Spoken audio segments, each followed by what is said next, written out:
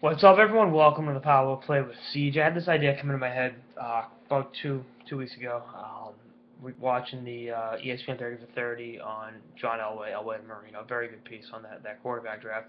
And, a lot of it was going on. I think of Elway not wanting to be a member of the then Baltimore Colts, and then what transpired in the days, weeks, and months after that. Yeah, especially on that draft day, really one of the better draft classes in history of the NFL. I tweeted that night that a great 30 for 30 would be if they did one on Eric Lindros not wanting to report to the Quebec Nordiques or the '91 draft, and then I think I published something for Rant, the top 5 NHL stories that would make perfect 30 for 30 films.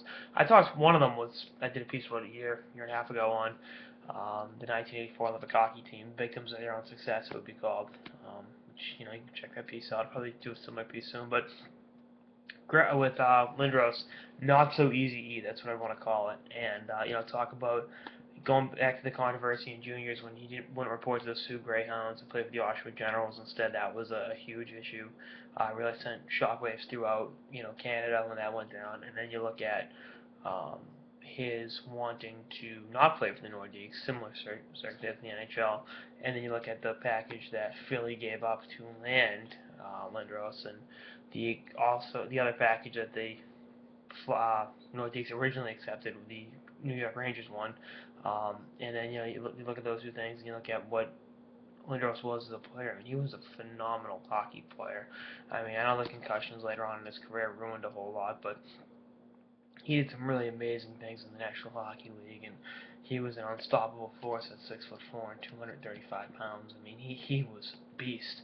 115 points and 163 penalty minutes in the 95-96 season brought Philly to the Stanley Cup final in 1997 with an amazing playoff run of 26 points in 19 games before pretty much all ended for the Big E. But I think you look at his career on the whole and then make the draft a focal point.